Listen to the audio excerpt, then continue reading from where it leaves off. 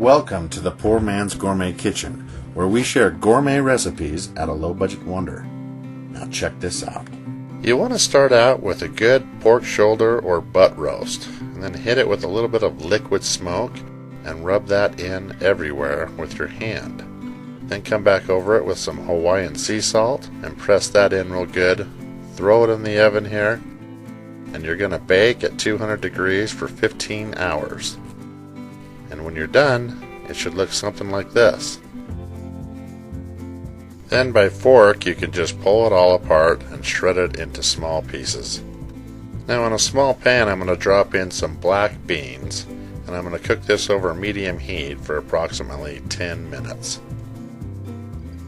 In the meantime, I'm going to cut up some fresh avocado and cilantro. And I want to add that cilantro to some steamed rice, a squeeze of lime, and I'm going to hit it with just a little bit of salt. Then just stir and mix this all together. I also like to grate some cheese. Now in a warm tortilla, I'm going to start laying down my rice, followed by the warm beans, the Kahlua pork,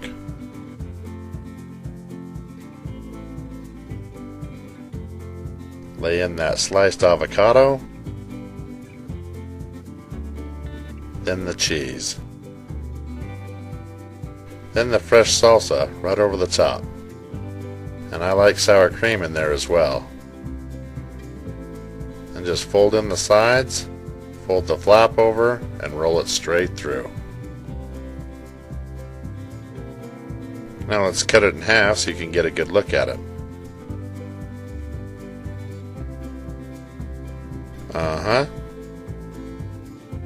And there you have it. Kahlua pork burrito right here in the Poor Man's Gourmet Kitchen. Thank you for watching, and be sure to stop by PoorMansGourmetKitchen.com for more recipes and exact ingredients. First thing you're going to need is a tender pork roast, and this Kahlua pork is awesome, and it's great for tamales.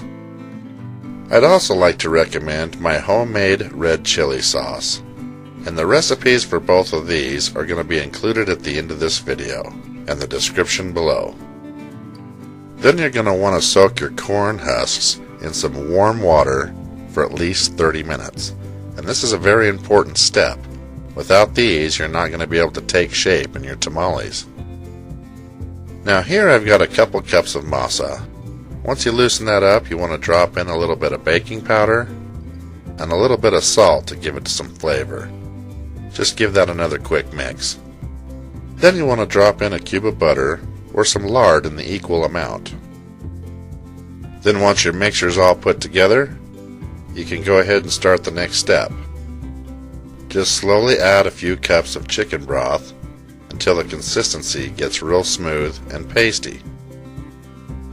You could mix these by hand if you don't have the mixer, but it takes about 5 times the amount of time. Either way you do it, it's important to get this texture right here. And as I press my spatula here in the masa, it reminds me of frosting. That's about the consistency you're going for. Now when it comes to the pork, I like to season it all the way through, so I like to cook the chili sauce straight into the meat. Most recipes just add a spoonful to each tamale, but I find this adds more flavor. Just reduce the sauce for about 5 minutes and you'll be good to go.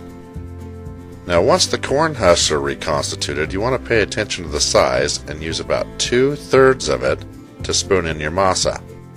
Again, using a spatula, you can spread a nice even layer and just pinch off what's left over. Now you can add your pork, but it's important that you don't put too much in there. You want to make sure that you can seal it all up, but you don't want to have too little of meat either. Then just fold it in half and roll the rest of the corn husk, and then fold the end, and you're done. Now I would recommend not placing them in over the top of each other like this because they take longer to cook. If you can spread them out evenly in a circular motion, they'll cook faster. and it only takes a couple inches of water in a steam pot to cook for 2 hours. And when they're done, they'll look something like this.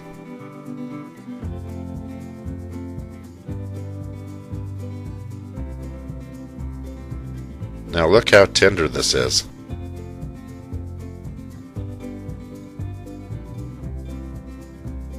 And the flavor is phenomenal. And as you can see, it's got plenty of meat. Very bulky and just full of deliciousness. And there you have it. Kahlua pork tamales right here in the Poor Man's Gourmet Kitchen. Thank you for watching, and be sure to stop by PoorMansGourmetKitchen.com for more recipes and exact ingredients. First thing you're going to need is some chopped onion. Also, some chopped parsley, or cilantro if you prefer. Now here I've got 4 medium-sized russet potatoes. I just cut them into several slices with my knife, and we're looking at about this thickness here. Then I cut each one of them into French fry size slices. For me, something this size is perfect. And as you can see here, 2 potatoes sliced into French fries is enough for 1 plate. But now we need to make a spicy fry sauce. We're going to start with some mayonnaise and some horseradish. Then add some ketchup, followed by some Worcestershire sauce, and a little bit of balsamic vinegar. Now all you have to do is mix it till it's smooth and lump-free. Now just deep fry the potato slices at 350 degrees Fahrenheit for about 5 minutes. In the meantime, and in another hot pan here, we'll add a little bit of oil.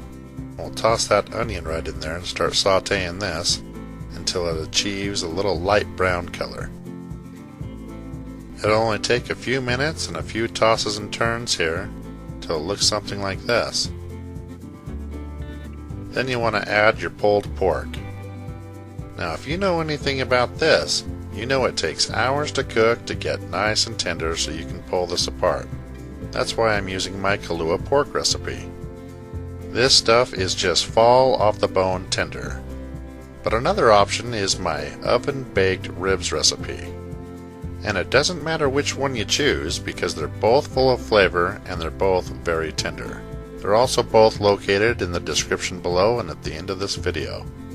And all you have to do is mix it well with these onions so they can absorb some of that flavor and put a light sear on that already tender pulled pork meat.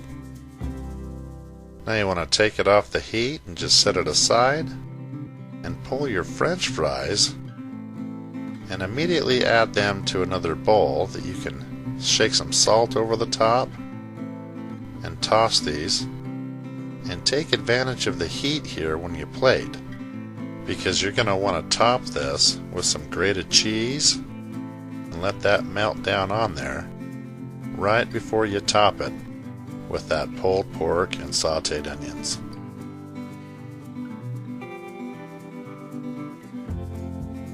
Now just pour that spicy fry sauce over the top and then hit it with that chopped parsley. And there you have it. Pulled pork fries right here in the Poor Man's Gourmet Kitchen. Thank you for watching, and be sure to stop by PoorMansGourmetKitchen.com for more recipes and exact ingredients.